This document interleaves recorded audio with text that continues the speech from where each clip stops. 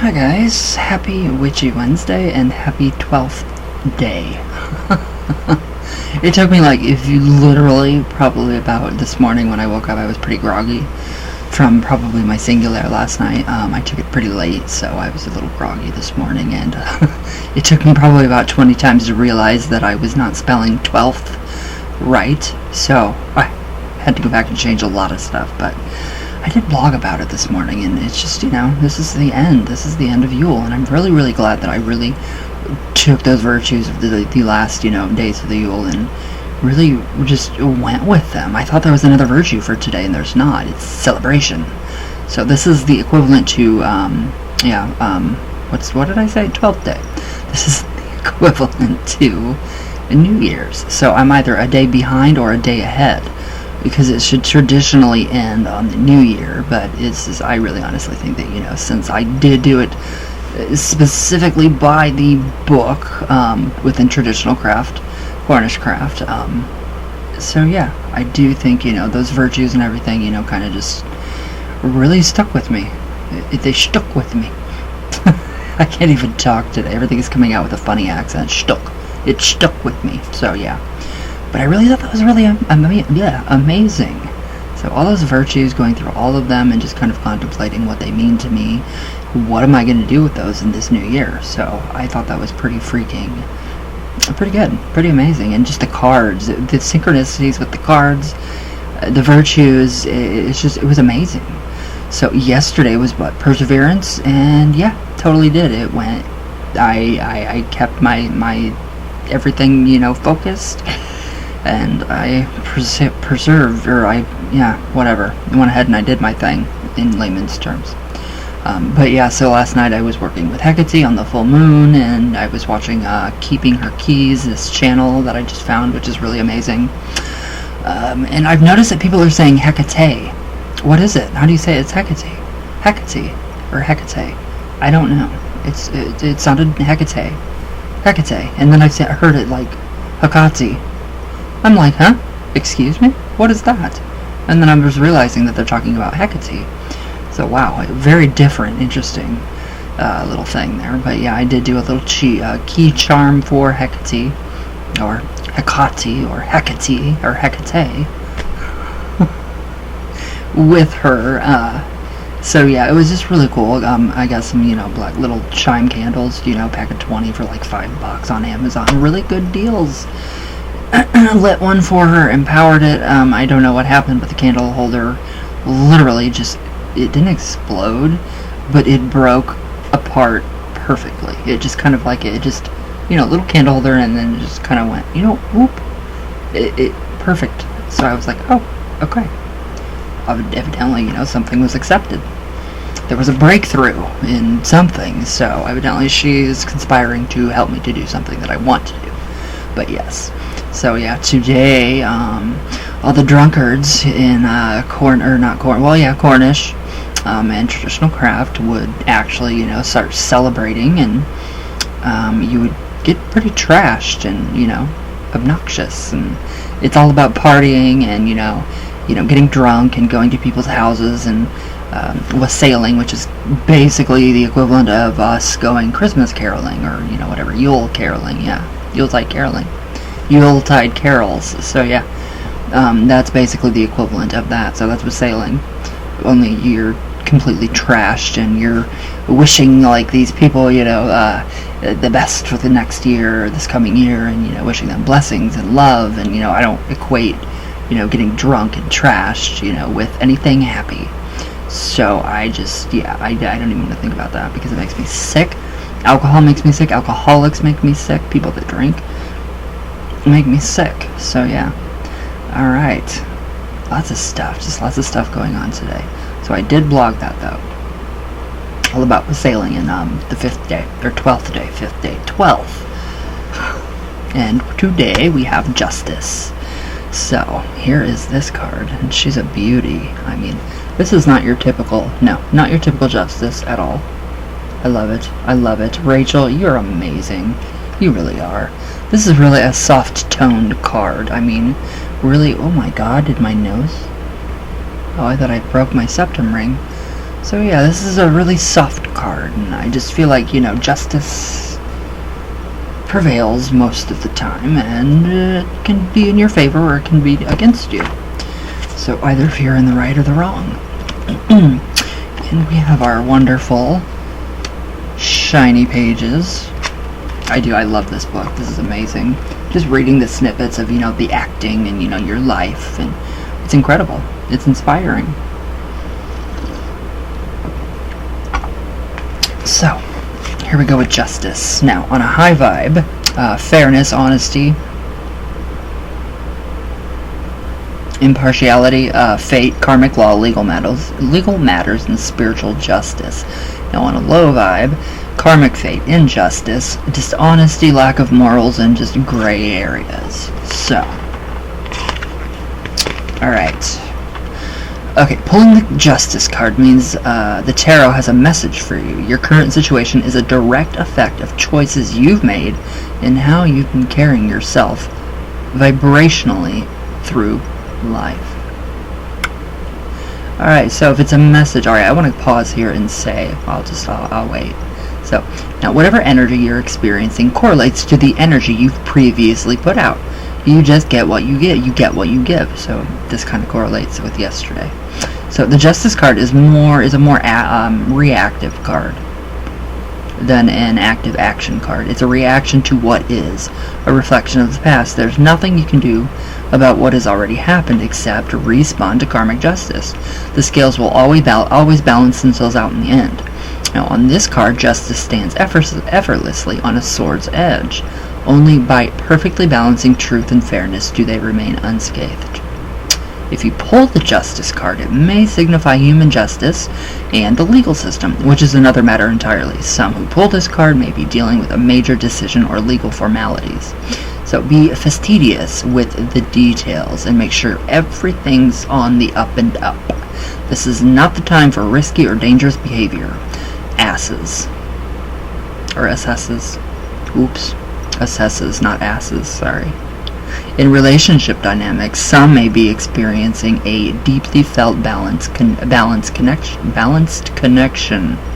Shared respect, love, and appreciation should not be taken for granted. Others may feel unhappy in a current union. Acknowledging this can open up a dialogue that creates a better vibe. Consider others when making judgment calls and treat them as you would like to be treated. It's time to ask yourself how current behavior would be weighed in spiritual court. I like this. In personal life, justice denotes things moving smoothly and proper credit being given. If you're putting the work in and keeping your energy positive but not seeing the results you want, hang tight, cause and effect will come into play. Continue to be impeccable in your actions and intentions. Trust that things will turn your way, and people who've wronged you and those in low vibration will have to answer when it's their turn. I like that. I really like that. Now, if you pull this card in a low vibe, while some have a leg up in life, others make their own opportunities. Focus on what is in your capacity to shift within yourself, not an easy feat when the deck's stacked against you. Fixating on others, past situations, or things out of your control hasn't worked so far. Be clear with your goals and with where and to whom you give your energy. Take responsibility for your actions to clear karmic past debts. Examine how you may have contributed to current circumstances. I take complete responsibility for everything that I've ever done wrong in my entire life. I have no scapegoat. I can't do that. I can't blame other people. I did it. I did it. It was my choice. It can be uncomfortable, but taking responsibility is exactly what the Justice card suggests. Will move you forward most exponentially. That's a good card. That's a beautiful, beautiful interpretation. I love that. Thank you, Rachel. Alright, now I should say back to you, somebody, but yeah, there's no commercial break or anything during these. Alright, so, let's see. Here's the snippet. I love this one. Now, one Friday night, I was scrolling through Netflix and was surprised by a picture of me staring back at me. The Craft was back on their roster. Is it on Netflix? No, it's not, because I searched and it's not on Netflix. So Netflix put The Craft back on. There, I was pretending to be a petulant teenager. I liked the 90s style optimism on my face and couldn't help but smile back at her. The style, the 90s, yeah, you know. I promptly unsmiled when I saw that my name, once again, was not listed along with the other 3 leads in the film's description. It's never not annoying. Why? I'm gonna write letters. I'm gonna start writing letters. I swear to God. Yeah, I'm gonna start writing letters to these people. Maybe they only had room for 3 names. That's a fair assumption, right? No, it's not a fair assumption. I mean, I was 4th billed in the film. This is a justification I've become familiar with, because this happens on the regular. I checked a few other films, some of which list more than 3 actors, and got further annoyed. Was I being petty labelle about? Ooh, I tried to stuff my feelings down, so I've trained as a person of color in America to do. Oh, they gurgled back up. 4 centuries ethnic. Oh, 4 countless ethnic actors of all flavors. We accept and internalize those constant oversights, foresights, and hidden sights. What other choice do we have? When I began acting, there was a lack of fully fleshed out minority roles to be found. Often black actors were relegated to civil servant roles, sassy prostitutes, or my old standby, the black best friend. I'd been the token in any number of white-centric teen or 20-something films and shows. Rather than be discouraged or angry, I tried to create the fullest best friend I could. The best of friend who left you wondering, hey, what happened to that character? And that is always what I've wondered. What happened to Rochelle? Her and Bonnie, they went off together. I want to know what happened. But more so with Rochelle. It's decidedly weird to be known as the black chick in the movie, but it is what it is. Actor ego aside, being regularly excluded is unfortunate. Representation matters. The sheer amount of cognitive dissonance required to be black in America is utterly exhausting. My lord, you poor thing. I don't like this. So recently, a fan convention invited the 3 other leads from The Craft to appear together. I made it clear I'd also like to be at the convention, but it was made clear back to me that my presence was not wanted. Oh, Rachel. I don't like that. That upsets me. Firuza, Nev, Robin, and I have not been in the same room together since 1996. I'm getting really angry. I reminded the convention's director of this fact. An actual reunion would be a big deal. Yeah, it would. That'd be amazing. These are the kind of moments conventions are made for. He did not agree with me and let me know that even though he'd invited 3 out of 4 of us, he never said that we were having a reunion. The only thing stopping it from being a reunion was his decision not to invite me. He was leaving money on the table. It was mind-boggling to me until I realized, oh yeah, he doesn't think he needs me. He thinks I have no value. He thinks I'm just the black girl from The Craft. This would not stand. Oh gosh, I made it clear that I wanted to be added to the convention, or I was going to share my opinions on social media. Yes, and I saw those opinions and I congratulated you. So, wait, where did I go? After 24 hours, there was no reason from him, so I did. I didn't think anyone read my posts. Oh yes, they do. Let alone anyone would care. I was wrong. There was an outpouring of attention and support. Firuza called me to check in. Ooh. And I told her the situation. They're gaslighting you, she said. She's always been quick on the uptake, and I appreciated her ability to see the situation outside of the prism of herself. She is such a sweetheart. All 4 of you are. At one point, a representative for a couple of my castmates gave me a statement they prepared. I told them I was a grown-ass black lady and comfortable speaking for myself. You go. I love it. So things got ugly all around, and I'm still sure many of the white people involved in this equation understood my position. After much subterfuge and drama, including an alleged death threat directed at the convention owner, I got an invite. You deserve it. You deserve this. And The Craft had our reunion after all. When did I miss this? What? Did I miss this? After having all 4 of us was a lucrative thing for the convention and a highlight for fans. That's amazing. You can't have... It's not you without the craft. Or it's not the craft without you. So it's just... No. The 4 of us were absolutely mobbed with hundreds of people lined up to take group photos. I love it. I'm pleased and surprised that many a bearded white man came through my line and made a point to say they loved my Instagram live as the hair dries theater videos and had come specifically to support me. I would come to all of them just to support you. And I would picket and protest anybody that, I'm just gonna shut up. And I love your As the Hair Dries theater. It's seriously amazing. And I love your language. It's colorful like mine. Speaking out didn't backfire, but it definitely showed me who was who. I still have to remind myself to process and shake off any embarrassment I have over the whole scenario. Since then, I have been humbled by the number of people who've come up to me and told me my actions inspired them to speak up in their own lives. Yeah, you are very much an inspiration. Big time. You make me want to take my power back and, say, I'm not going to do this. I don't want to do this. This makes me feel this way. I'm going to do what makes me feel good and what, outside of, hurting, people and all that. Anyways, whether it be against a micro or a macro aggression, there was nothing petty about having a reaction to being excluded, demeaned, devalued, to being thought of as less because of the color of my skin and kink of my hair. You're beautiful. Honestly, those people are jealous. That's all I gotta say.